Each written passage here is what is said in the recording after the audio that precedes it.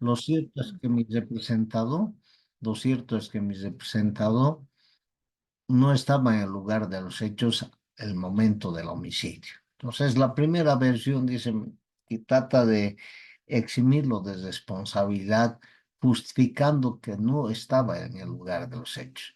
Ahora, toda la prueba testifical documental acredita inequívocamente de que su cliente estaba en el lugar de los hechos. Y el abogado cambia de versión. Ahora, si se prueba que estaba en el lugar de los hechos, él no fue quien disparó el arma.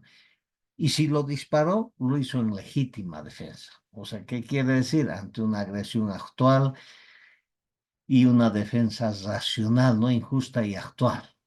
Ahora, cuando ya la prueba es fehaciente, vuelve a cambiar de versión. Dice, ahora bien, si no se logró acreditar la legítima, entonces mi representado es inimputable por demencia. Yo les digo, ¿quién le va a creer eso? Creo que ni su santa madre le va a creer. Por eso que es siempre la teoría del caso tiene que ser creíble, tiene que ser racional y tiene que entenderse desde una perspectiva tanto jurídica como práctica. Entonces, el profesor chileno Leonardo Moreno Holman tiene una definición exquisita. Establece, ¿no?, que es un conjunto de actividades estratégicas que debe desarrollar un litigante frente a un caso, que le permitan determinar la versión de los hechos que sostendrá en juicio y la manera más eficiente y eficaz de presentar persuasivamente.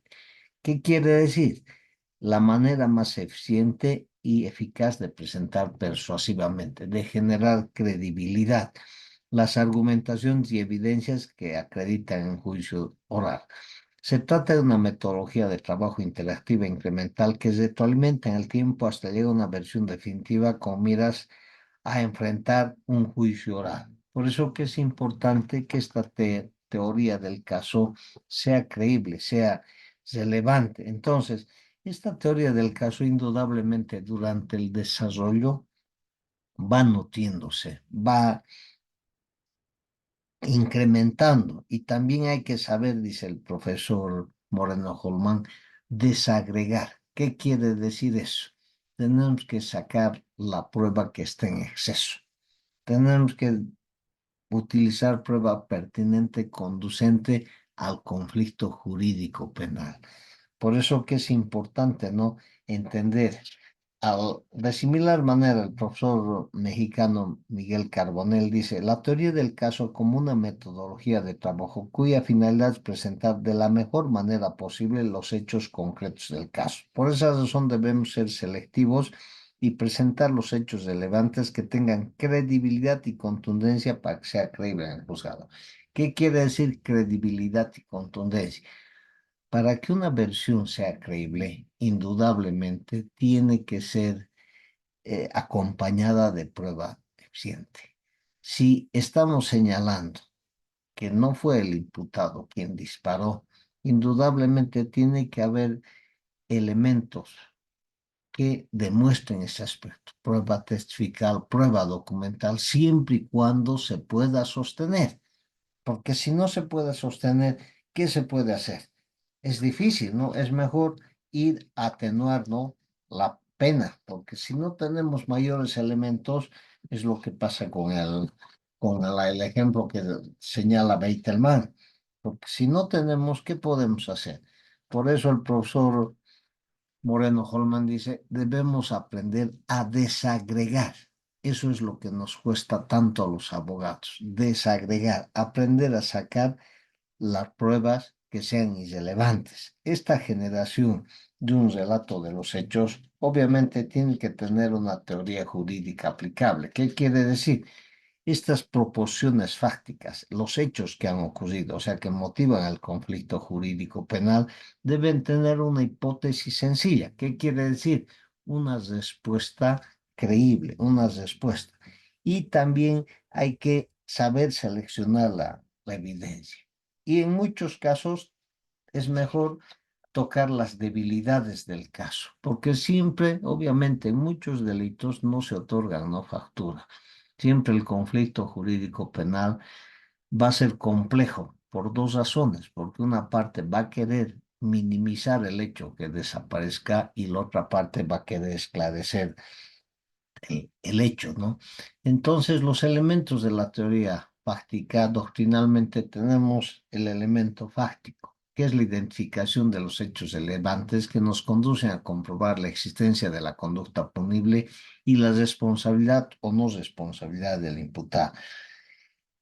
En esta teoría del caso, obviamente hay que tener una hipótesis, una respuesta adelantada. ¿Para qué? Para convocar la atención del juez, porque estos hechos relevantes hay que demostrarlos. Y además, también este planteamiento hipotético, esta respuesta anticipada, tiene que acreditarse con toda la prueba que se presente. Por eso es que es muy importante la proposición de prueba. ¿Qué tenemos para probar el hecho jurídico? Entonces, es relevante, ¿no?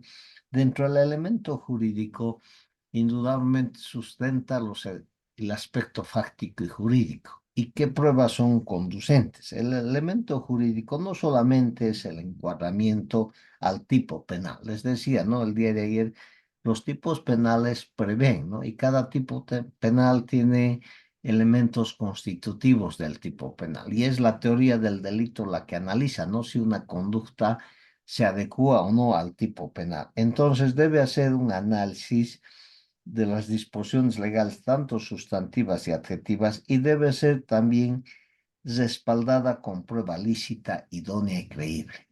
¿Por qué? Porque si no está acompañada, obviamente, en este contexto dogmático hay que hacer un análisis de que si el elemento principal, ¿no? del delito, la conducta, la extensión de la conducta, ha tenido tipicidad. Si esta conducta se adecua a la previsión que ha hecho el legislador. Si hay antigüedad y si hay culpabilidad, entonces es importante ver en la teoría del caso estos elementos, ¿no? Y finalmente les digo el elemento, ¿no? Probatorio. El elemento probatorio, ¿en qué consiste? Fundamentalmente en que se debe establecer de manera clara qué pruebas son conducentes y qué pruebas son útiles. Entonces, este tercer elemento indudablemente tiene que ser seleccionado, tiene que ser creíble. Por eso el profesor Moreno Holman dice, aprendamos a desagregar. Esta prueba tiene que ser persuasiva, convincente, fiable. Y como cualquier historia, su impacto depende cómo se narra y también qué elementos probatorios conducentes, convincentes, fiables hay. Esta tesis, les digo, jurídica, indudablemente muchas veces va a determinar el resultado del proceso. Por eso que es importante entender esta pequeña partecita del Código de Procedimiento Penal que indudablemente en la doctrina ya se ha incorporado, pero de una u otra manera se establece, ¿no? En la práctica esta necesidad de la teoría del caso. Ahora, para poder un poco entender todo lo que hemos avanzado el día de hoy, ayer y hoy, esta facilitación de conocimientos, les he pasado un caso bien interesante sobre las siamesas. Un caso que analiza Kant desde una persona, 3 hojas, y un caso sobre violencia familiar. Tendríamos 6 casos para analizar. Yo sé que ayer no han podido concluir de la lectura ante un cúmulo de problemas, pero ahora vamos a analizar hasta horas 9:45. Hasta tenemos prácticamente casi 1 hora. Entonces lean, analicen y a partir de esa hora empezamos a participar por alguno de los casos. No hay problema, no siempre pueden tocar los 6 casos, sino comenzamos por cualquiera de los casos y empezamos a hacer el análisis y a hacer la práctica de lo que hemos utilizado. Es importante, les digo, en el ejercicio profesional, lo que les digo, el saber desagregar. Entonces, colegas, yo voy a estar en línea, 9:45, nos volvemos a ver directamente, nombre y la intervención sobre el caso. Y eso obviamente tiene un puntaje. De acuerdo, colegas, estoy en línea cualquier duda. Muy amable, doctor. Perfecto.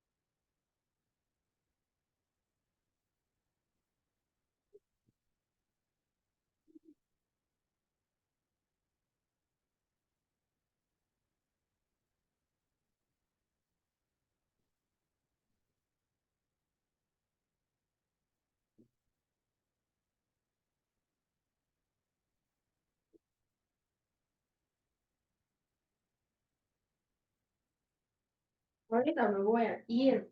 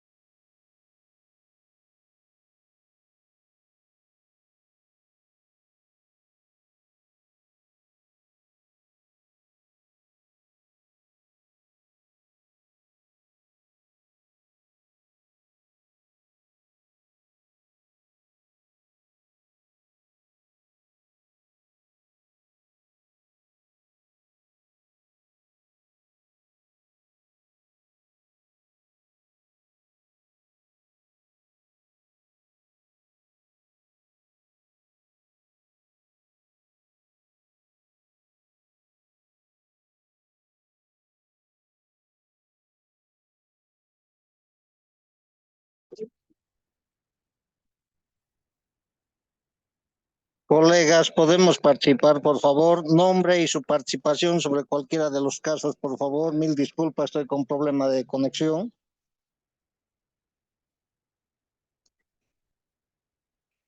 Buenos días, doctor.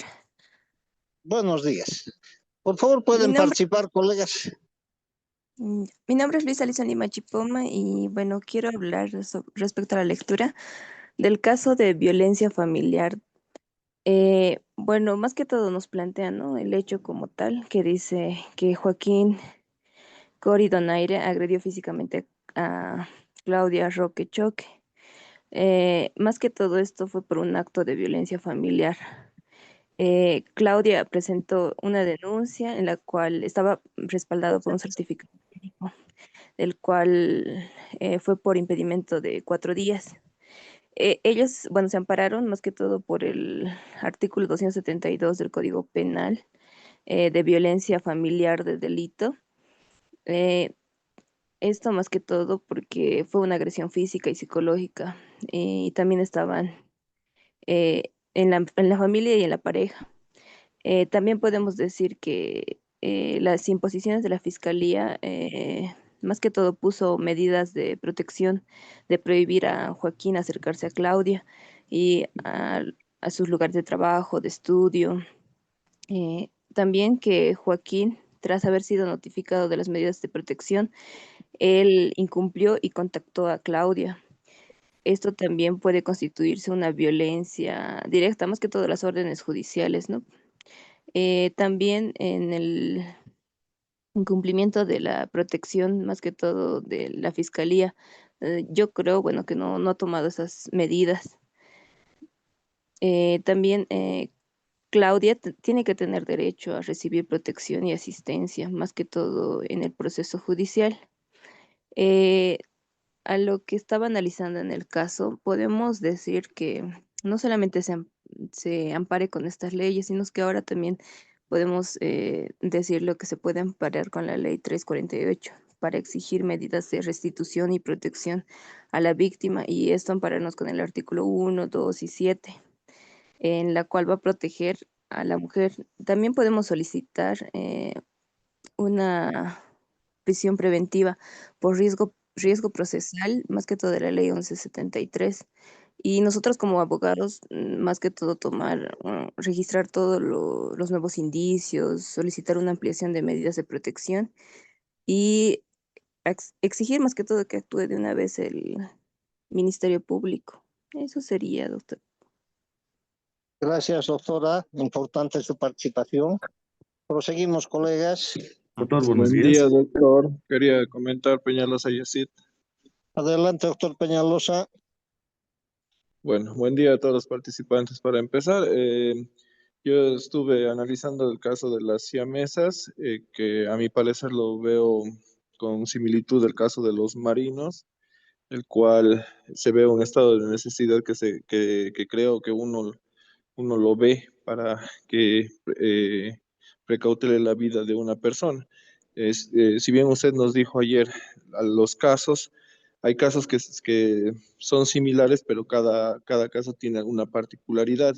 Y este tipo de casos se viene repitiendo a través de la historia. En los pueblos chinos y japoneses durante la guerra, el, el gobierno abandonaba a la gente y llegaba al canibalismo, como también lo podemos ver reflejado en una serie que ahora pusieron en Netflix, que es La Sociedad de las Nieves, que la persona llega a un estado primario para precautelar su vida y su integridad, es el cual no se puede juzgar, y en el caso específico de las siamesas, es el que la que sí se haya aprobado la extirpación de la siamesa, que no tenía facultades fisiológicas para continuar personal, únicamente ella con vida, y estaba arrastrando a la posterior siamesa, que como igual en la lectura se menciona, a la tabla de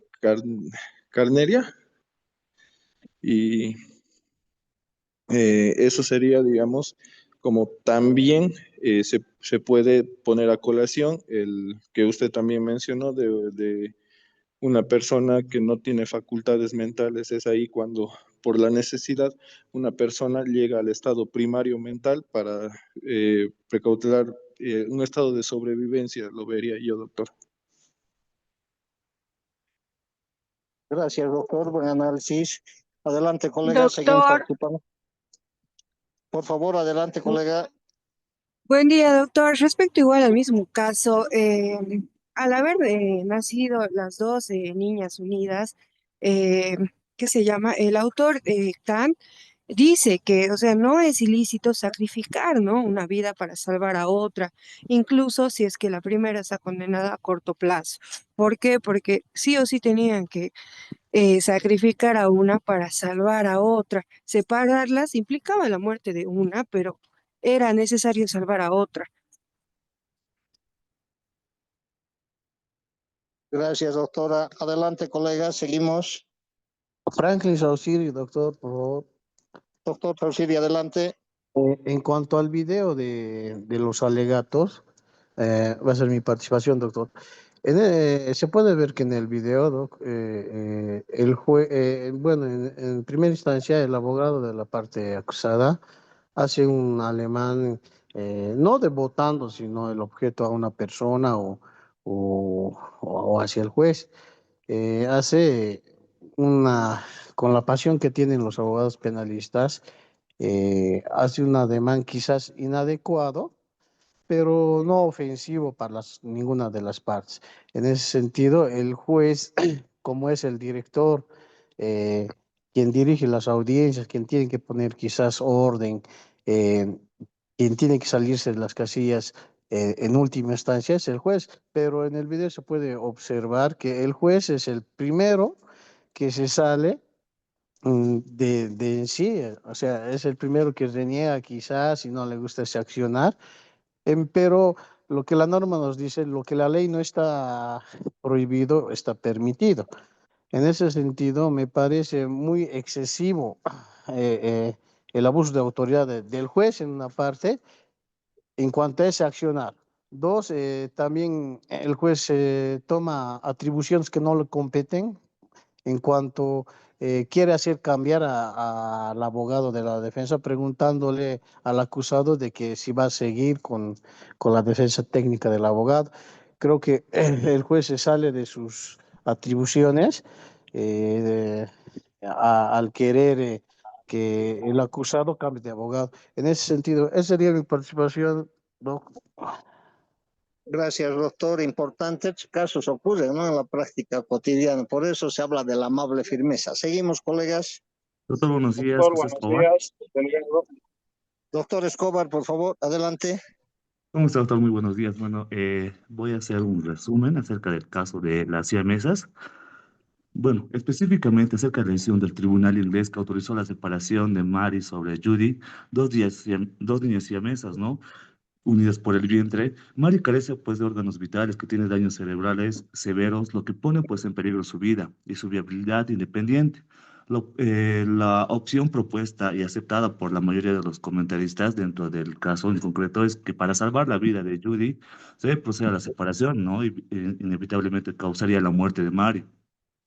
Lo que prácticamente el autor argumentó es que la decisión planteada es un dilema sobre un ilícito de matar a Mary y beneficiar a Judy.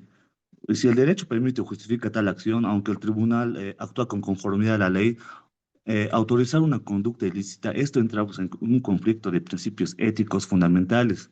También se destaca que, aunque la conducta pueda ser disculpable por la situación extrema como casos de estado de necesidad, ¿no? Esto no significa que se debe dejar ilícita ni que se pueda justificar moralmente. La ley no autoriza realizar conductas ilícitas, aunque estas pueden parecer comprensibles en contextos críticos. Bueno, también en conclusión puedo decir, Doc, que se sostiene por la decisión del tribunal al permitir la separación que lleva a la muerte de Mary, contraviniente al derecho de los valores morales que protege la vida, resaltando que no basta con que la conducta sea disculpable para que sea legal o moralmente aceptable. Esa es mi participación, doctor. Gracias, doctor. Importante. Seguimos, colegas. Buen día, Marcelo Delgado. Adelante, doctor Delgado. ¿Cómo está, doctor? Quería hacer un comentario referente al caso que intervino mi compañero anteriormente. Me parece que el problema jurídico es bastante interesante, pues es la ponderación de los derechos de dos individuos, donde se conculca más propiamente el derecho a la vida, reconocido en la Constitución Política del Estado, tratados internacionales, entre otros.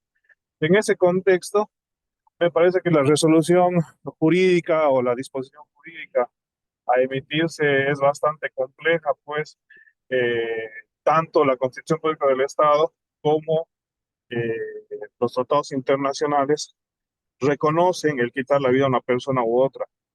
Sin embargo, la excepcionalidad de las circunstancias hace, pues, ¿no? Previsible de que de alguna forma, si bien moralmente no es aceptable, ¿no?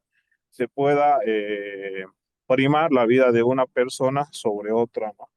En ese sentido, me parece que si en algún momento este caso ha llegado a los tribunales, es muy, muy complejo de resolver prácticamente. Iríamos al video de los casos simples y a los casos complejos, entendiendo que este caso es bastante complejo desde sus inicios y más aún a las resoluciones. Esa sería mi intervención. Muy buenos días, colegas. Gracias. Gracias, doctor. Buenos días, Importante el doctor. comentario. Gonzalo Vázquez, por favor. Adelante, doctor Vázquez. Gracias. Doctor, sobre el caso de violencia familiar, me parece igualmente que ha sido un tanto excesivo quizás la resolución de la señora juez, dado que la privación de libertad, la detención preventiva, de aplicarse como última medida, ¿no? Última ratio.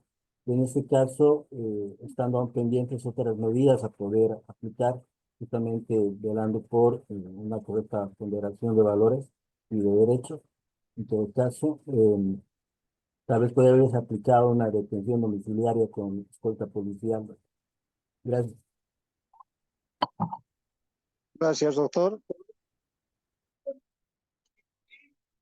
Buen día, doctor. Adelante, doctora Nieves. Doctor, en el caso del video de los alegatos, cada abogado tenemos diferentes estrategias para poder defender a nuestro cliente. Ahí se ve en el video que el juez quiere, además de ser, o sea, sabemos que es este director de ahí, pero lo que se ve, lo que el juez más que todo quiere ser una persona arbitraria, ¿no? Comportarse como un dictador, es más se ve que quiere direccionar, digamos, al cliente del abogado de la defensa, diciéndole si es que él va a continuar con la defensa o va a tener otro abogado. Ya está como queriendo parcializarse al otro lado, comportándose como un dictador y no así como un director del proceso. Es, Gracias, doctora.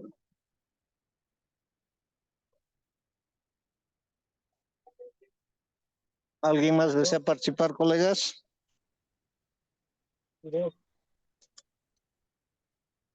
Adelante, doctor Flores. Gracias.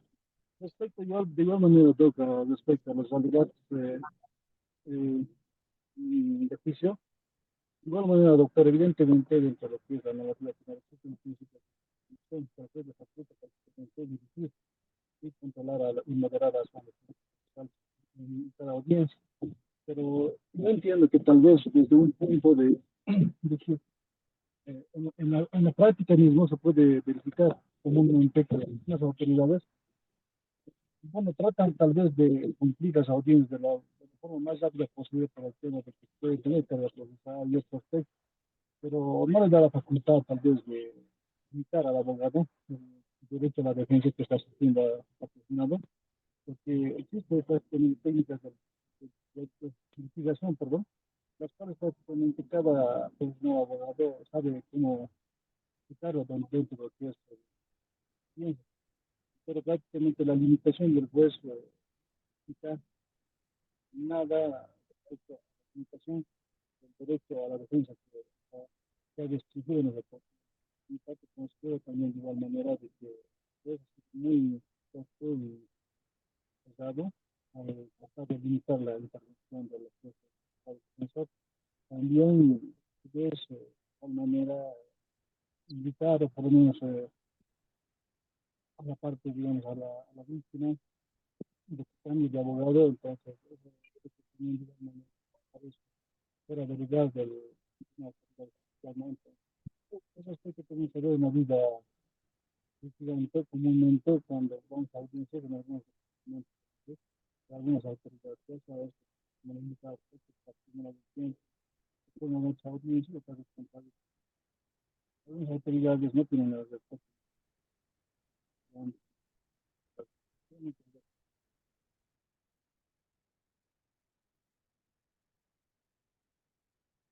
Adelante, colega, si alguien más desea participar.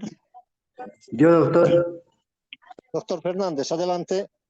igual referente al video de lo que es los alegatos, me parece que el juez no sale de lo que es, de lo que debe hacer. Claro, el juez como tiene, puede realizar lo que es la direccionar la audiencia, pero tampoco poder decir la forma de litigar al colega abogado o al abogado. Y peor aún, decirle si va a cambiar o a su cliente o a su defendido, decirle si va a cambiar de abogado. Cada abogado es independiente en la forma de litigar que tiene. Entonces, yo creo que sí, el abogado ha cometido un error al comportarse de esa manera, tal vez lo hubiera hecho de otra manera, pero es su forma de litigar, entiendo yo. El juez, como dirección, puede, como digo, lo he referido, puede direccionar lo que es la audiencia, pero no de la manera que lo ha hecho. Entonces, creo que estaba mal, en parte el abogado y en parte el juez. Concuerdo con los colegas que me han antecedido en el actuar del abogado y en lo que es el actuar del juez también. Eso, doctor. Gracias, doctor.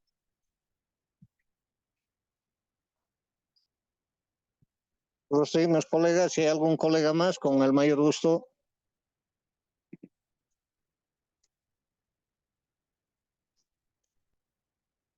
Bueno, colegas, agradecerles la presencia y la participación. Ya se ha enviado el trabajo, la ingeniera ya hasta el día lunes va a pasar en plataforma. Entonces, el trabajo tiene un espacio hasta el 20 de septiembre. Hasta el 20 de septiembre. Lo único que les recomiendo, hagan sus comentarios, no me hagan copy-paste, siempre pongo 3.000 palabras como máximo. Prefiero que me hagan 3 hojas o 4 hojas bien trabajado, pero sobre sus criterios, ¿ya? Esa recomendación, unas colegas, ha sido un gusto. Ingeniera, puede llamar la lista correspondiente. Muchísimas gracias, doctor, por su tiempo y por la clase, ¿no? Al resto, vamos a empezar con la lista para finalizar la sesión. Gracias, un gusto. ACB y Damaris, En sala presente. ya Arevalo José, Are- Presente. gracias. Castillo Jimena, Castillo Jimena, Castro Miguel, Castro Miguel, Chávez Jessica, Chávez Jessica, Chirilla Magali, Chirilla Magali, Delgado Carlos, Buenos días, Delgado Carlos presente. buenos días, gracias. Escobar José, Escobar José, Escobar presente en sala, buenos días.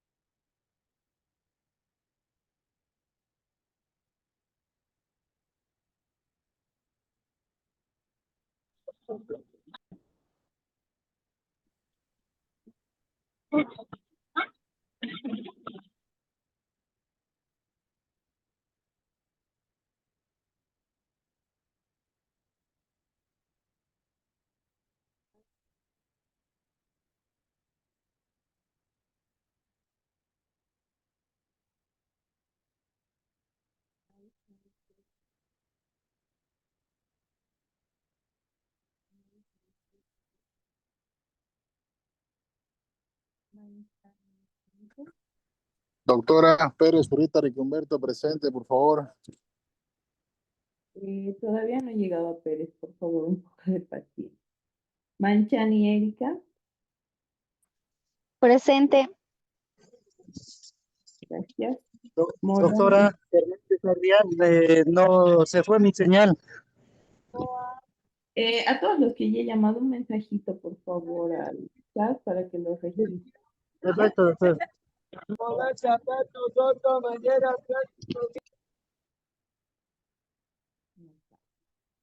Nieves Lucy.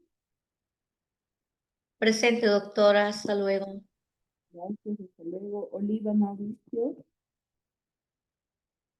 Paco Edgar.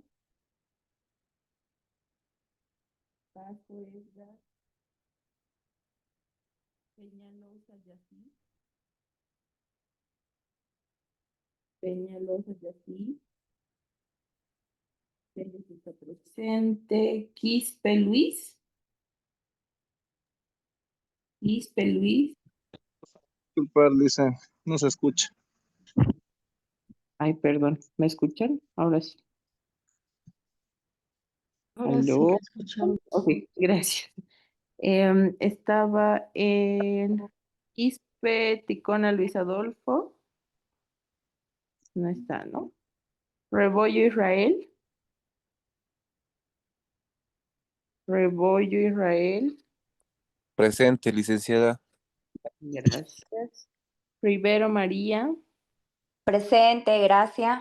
Gracias. Rodríguez José. Rodríguez José. Sauciri Franklin. Franklin Sauciri, presente. Gracias. Sikujara Vieri. Presente, buenos días, Sikujara Vieri. Gracias. Y finalmente Vázquez Gonzalo. Vázquez Gonzalo. Ok, gracias. Licenciada Grisel Morón, por favor, me lo anota. No le escuché hace un momento porque no se le escuchaba. Edgar Paco Gonzala, licenciada. Ya. Envíen un mensajito para que no nos confundamos. Un mensajito y yo ahorita lo registro, ¿sí? Está bien. Augusta Casada, por Gracias. favor, gracias. Gracias, gracias.